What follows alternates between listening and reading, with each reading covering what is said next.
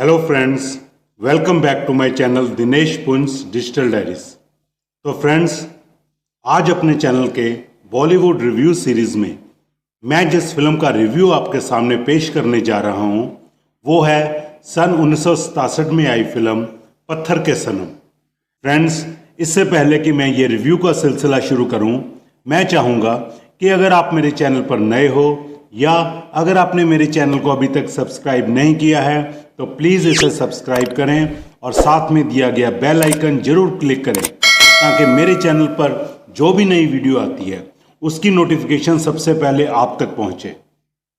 1967 यानी कि 1967 में फिल्मिस्तान के बैनर के तले निर्माता ए नाडियाडवाला और साजिद नाडियाडवाला की म्यूजिकल रोमांस एक्शन फिल्म आई जिसका नाम था पत्थर के सनम।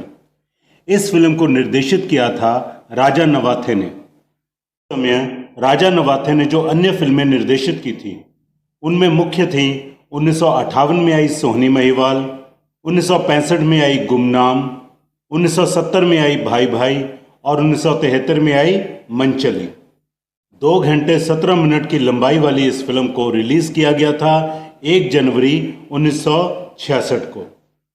इस फिल्म में मुख्य भूमिकाएं निभाई थीं मनोज कुमार, वहीदा रहमान, मुमताज़, प्राण, महमूद, जानकी दास, अरुणा ईरानी और ललिता पवार ने। इस फिल्म की ड्रेस डिज़ाइनर थी भानु अथैया और शालिनी और इस फिल्म के स्क्रीन प्ले और डायलॉग्स लिखे थे अख्तर उल इमान ने।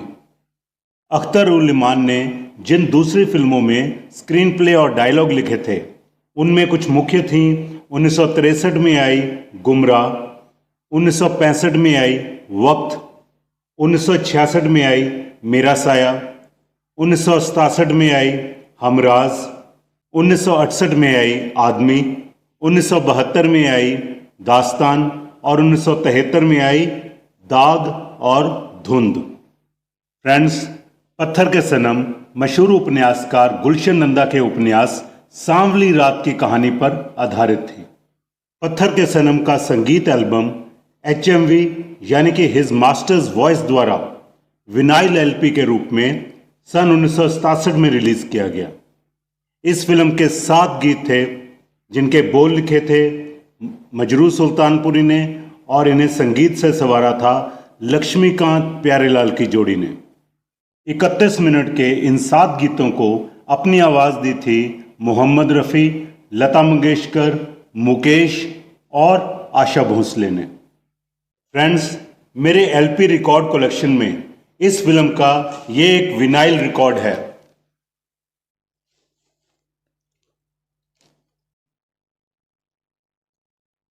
इस रिकॉर्ड के साइड 1 में जो गीत हैं वो हैं पत्थर के सनम मोहम्मद रफ़ी की आवाज़ में, कोई नहीं है लता मंगेशकर की आवाज़ में, ए दुश्मने जां आशा भोसले की आवाज़ में, बता दूं क्या लाना लता मंगेशकर की आवाज़ में।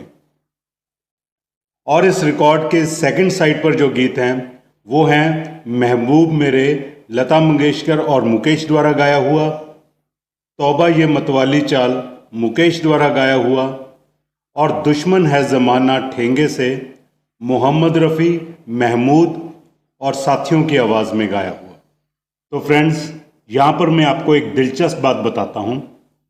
सन 2020 में 25 बॉलीवुड गानों की एक लिस्ट तैयार की गई जिनमें गाने 90 के दशक के पहले के हों और जिन गानों की वीडियोस पर 100 मिलियन से ज़्यादा व्यूज़ आए हों।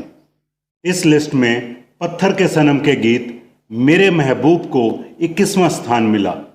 इसे 125 मिलियन से ज़्यादा व्यूज़ मिले थे।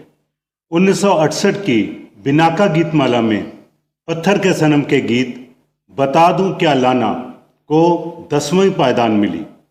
इसी फिल्म के गीत महबूब मेरे को इस हिट परेड में 20वीं पायदान मिली थी। अगर हम इस साल सबसे ज़्यादा कमाई करने वाली फिल्मों की बात करें तो पत्थर के सनम को 9वां स्थान मिला। 40 लाख रुपए के बजट वाली इस फिल्म ने इंडिया में 1 करोड़ 40 लाख रुपए कमाए। इसकी वर्ल्ड वाइड कलेक्शन थी 2 करोड़ 80 लाख रुपए। और कलेक्शन के इन्हीं आंकड़ों की वजह से इस फिल्म को हिट फिल्मों की लिस्ट में स्थान मिला। इस साल सबसे ज्यादा कमाई करने वाली फिल्म थी मनोज कुमार, आशा पारेख और प्राण की फिल्म उपकार। इसने 3 करोड़ 40 लाख रुपए की कमाई करके पहला स्थान प्राप्त किया। दिलीप कुमार, वहीदा रहमान और मुमताज की फिल्म राम और श्याम दूसरे स्थान पर रही। तीसरे स्थान पर रही जितेंद्र और बबीता की फिल्म फर्ज। सुनील दत्त, राजकुमार, विम्मी और मुमताज की फिल्म हमराज चौथे स्थान पर रही। पांचवें स्थान पर रही जॉय मुखर्जी, सायरा बानू और IS जौहर अभिनीत फिल्म शागिर्द। छठे स्थान पर रही देवानंद, विजयंतीमाला, अशोक कुमार और तनुजा की film Jewel Thief. Sunil Dutt, Nutan और जमुना की फिल्म मिलन 7वें स्थान पर रही। 8वें स्थान पर रही शम्मी कपूर और शर्मिला टैगोर की film an evening in Paris. और फ्रेंड्स, 9वीं पोजीशन हासिल की उस फिल्म ने जिसका कि मैं अभी आपको रिव्यू दे रहा हूं, यानी कि 1967 में आई फिल्म पत्थर के सनम। इस फिल्म की IMDb रेटिंग 10 में से 6.4 है, जो कि बहुत अच्छी है। फ्रेंड्स, इस फिल्म के टाइटल पत्थर के सनम के पीछे भी एक दिलचस्प कहानी है। कुछ फिल्म क्रिटिक्स का मानना है कि ये नाम रखा गया 1954 में आई फिल्म शबाब के एक गीत बड़े अरमान लेकर हम घर से निकले से प्रभावित होकर। इस गीत की एक लाइन थी, जिसके सजदे हमने किए वो पत्थर के सनम निकले। तो फ्रेंड्स, पत्थर के सनम के टाइटल के पीछे ये जो विचार दिए गए हैं, इनके बाद चलिए मैं इस फिल्म के गीत पत्थर के सनम तुझे हमने मोहब्बत का खुदा माना के पीछे भी एक किस्सा है जो मैं आपके साथ साझा करना चाहता हूं। हुआ यूं कि इस फिल्म के हीरो मनोज कुमार चाहते थे कि इस गीत को मुकेश गाएं। इसके पीछे भी एक वजह थी, और वो ये थी कि 1967 तक मनोज कुमार फिल्म इंडस्ट्री में एक स्टार का स्टेटस हासिल कर चुके थे। अभी तक उनकी जितनी भी फिल्में आई थी, उनमें ज्यादातर गीत को मुकेश ने अपनी आवाज दी थी। लिहाजा मनोज कुमार चाहते थे कि पत्थर के सनम के भी इस टाइटल गीत को मुकेश ही गाएं। लेकिन दोस्तों, इस फिल्म की संगीतकार जोड़ी लक्ष्मीकांत प्यारेलाल का मानना था कि इस गाने की पिच ही ऐसी है कि इसे मोहम्मद रफ़ी के अलावा कोई और आसानी से नहीं गा सकेगा। इस चीज को लेकर लक्ष्मीकांत प्यारेलाल ने मनोज कुमार से बात की और उन्हें बहुत समझाया, लेकिन मनोज कुमार टस से मस ना हुए। इसी दौरान मनोज कुमार ने फिल्म के प्रोड्यूसर ए नाडियाडवाला और डायरेक्टर राजा नवाथे का रुख किया, लेकिन उन दोनों ने संगीत के मामले में दखल देने से साफ इनकार कर दिया। तो फ्रेंड्स, आखिरकार मनोज कुमार को सभी की राय माननी पड़ी। लिहाजा यह गीत मोहम्मद रफ़ी की आवाज में रिकॉर्ड किया गया। फ्रेंड्स, मोहम्मद रफ़ी ने इस गीत को ऐसे अंदाज से गाया, ऐसे हाई पिच और हाई नोट्स का प्रयोग करते हुए गाया कि स्वयं मनोज कुमार भी उनकी तारीफ किए बगैर नहीं रह सके। मनोज कुमार से संबंधित इस किस्से के बाद चलिए दोस्तों, आपको एक और वाकया बताता हूं। बॉलीवुड में मनोज कुमार को स्क्रिप्ट डॉक्टर के रूप में जाना जाता था। इसका मतलब था एक ऐसा व्यक्ति जो फिल्म की स्क्रिप्ट में सुधार लाने के लिए अपना योगदान देता है। फिल्म की हीरोइन पत्थर के सनम की स्क्रिप्ट से सेटिस्फाइड नहीं थी, लिहाजा उन्होंने मनोज कुमार से कहा कि इस फिल्म के कई सीन्स और स्क्रिप्ट को दोबारा लिखे जाने की जरूरत है। इस वक्त मनोज कुमार ने इस फिल्म के कई सीन्स को बेहतर बनाने में मदद की। ऐसी मदद उन्होंने ना सिर्फ पत्थर के सनम में बल्कि 10 नंबरी, बेईमान, सन्यासी और दो बदन में भी दी थी। तो फ्रेंड्स, अब हम रुख करते हैं इस फिल्म की हीरोइन की ओर। इस फिल्म की मेन हीरोइन थी वहीदा रहमान और सहायक अभिनेत्री थी मुमताज। दोस्तों, ये वो दौर था जब मुमताज अपने आप को बॉलीवुड में एस्टेब्लिश करने का प्रयास कर रही थी। उन दिनों उन्हें केवल छोटे बजट वाली फिल्मों में ही मुख्य नायिका की भूमिका मिलती थी। बड़ी फिल्मों में उन्हें केवल सहायक भूमिकाएं ही मिलती थीं। इस साल आई 2 फिल्मों में भी उन्होंने सहायक भूमिकाएं निभाई थीं।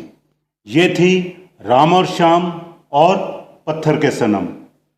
इन दोनों फिल्मों में वहीदा रहमान मुख्य भूमिका में थी। दिलचस्प बात यह थी कि राम और श्याम में वहीदा रहमान एक अमीर बाप नाजिर हुसैन की बेटी के रूप में नजर आई और मुमताज ने एक गांव की लड़की का किरदार निभाया था। लेकिन पत्थर के सनम में इस चीज का बिल्कुल उलट दिखाया गया। मुमताज एक अमीर बाप की बेटी की भूमिका में और वहीदा रहमान एक गांव की लड़की की भूमिका में नजर आई। मुमताज को दोनों ही फिल्मों में अपनी भूमिकाओं के लिए सराहा गया। यहां तक कि राम और श्याम के लिए उन्हें अपने करियर का पहला film fair best supporting actress का नॉमिनेशन भी मिला। वहीदा रहमान फिल्मों के मामले में मनोज कुमार से सीनियर समझी जाती थी। उन्होंने अपना फिल्मी करियर भी मनोज कुमार से पहले शुरू किया था। यही कारण था कि इस फिल्म की कास्टिंग में वहीदा रहमान का नाम मनोज कुमार के नाम से पहले आता है। इस फिल्म की कास्टिंग को लेकर एक और बात है। इस फिल्म में मुमताज नाम की 2 अभिनेत्रियों को क्रेडिट दिया गया है। पहली थी फिल्म की सहायक अभिनेत्री मुमताज और दूसरी थी फिल्म में महमूद की मां का किरदार निभाने वाली एक्ट्रेस मुमताज बेगम। इस फिल्म की मेन हीरोइन वहीदा रहमान ने एक बार एक इंटरव्यू में बताया था कि उनके फेशियल एक्सप्रेशंस को देखकर उन्हें केवल सीरियस रोल्स ही दिए जाते थे, ना कि चुलबुले कैरेक्टर के रोल्स।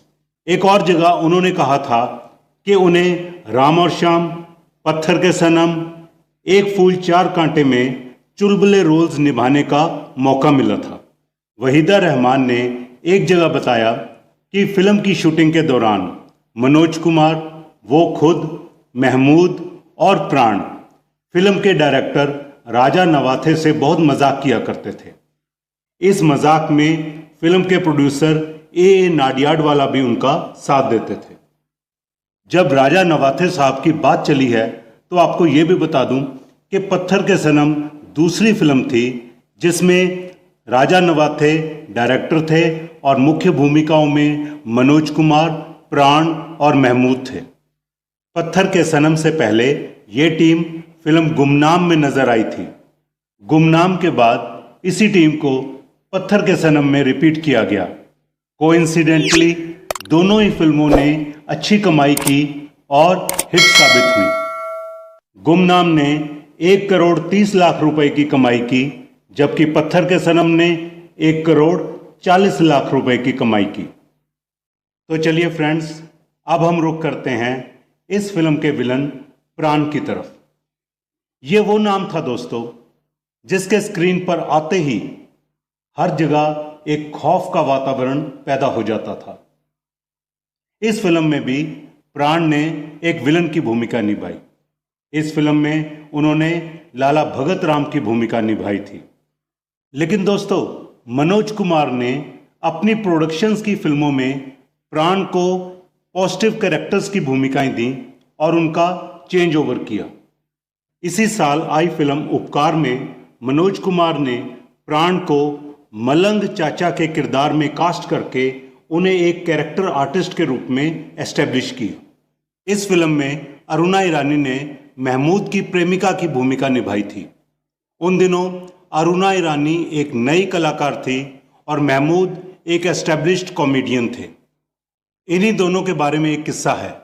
एक बार महमूद ने अरुणा ईरानी से कहा कि वो अपनी फीस में 25,000 रुपए की मांग करें, लेकिन अरुणा ईरानी डरती थी कि इतनी बड़ी रकम मांगने पर कहीं उन्हें फिल्म से ही अलग ना कर दिया जाए।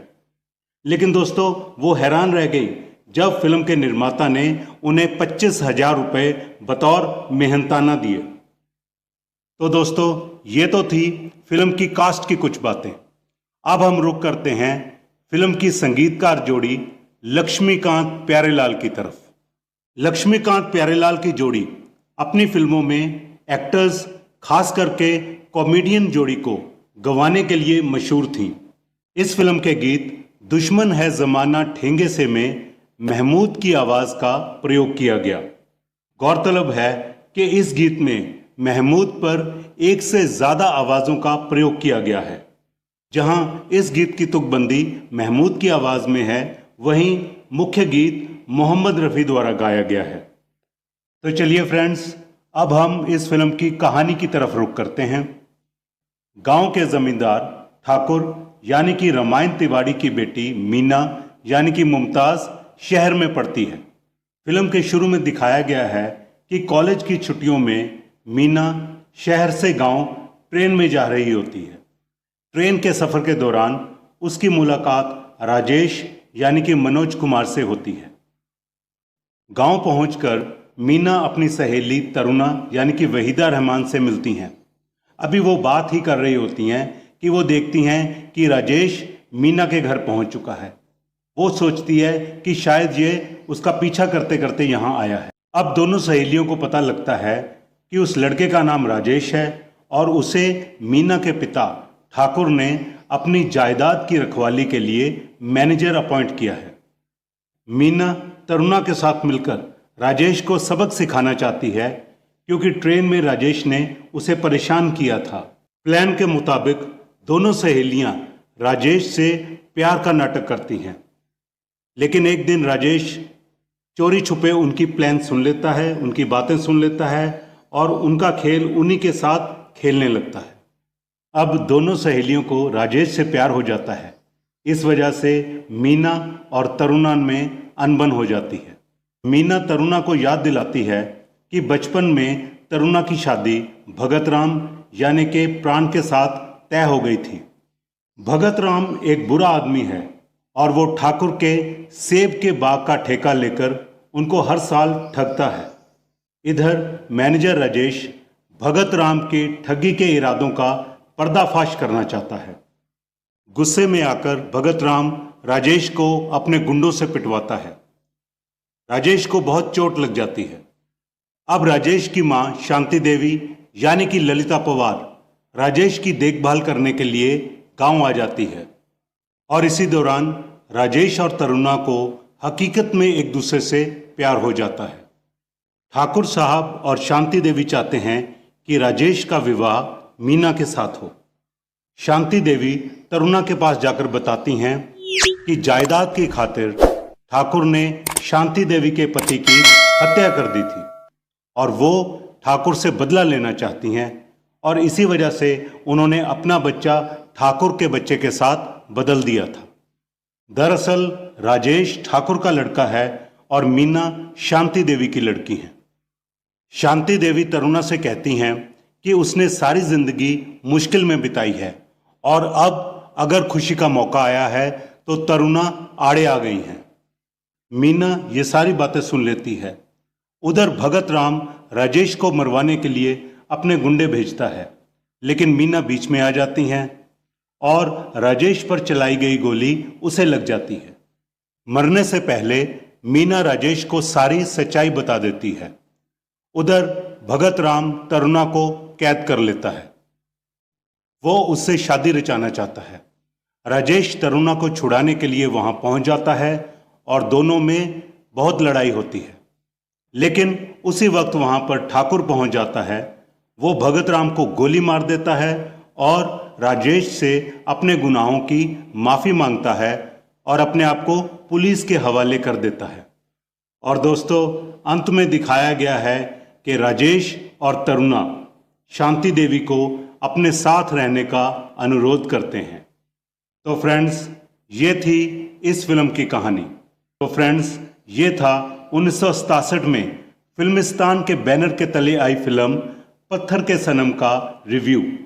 आपको ये रिव्यू कैसा लगा, प्लीज़ मुझे कमेंट करके बताएं। और हाँ दोस्तों, चलते चलते मैं आपसे एक गुजारिश करना चाहूँगा कि अगर आप मेरे चैनल पर नए हैं या अगर आपने मेरे चैनल को अभी तक सब्सक्राइब नहीं किया है तो प्लीज़ इसे सब्सक्राइब करें और साथ में दिया गया बेल आइकन क्लिक करें। और हाँ दोस्तों, इसे अपने ग्रुप्स में शेयर भी करें।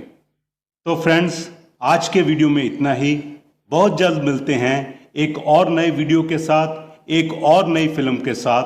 तब तक के लिए नमस्कार।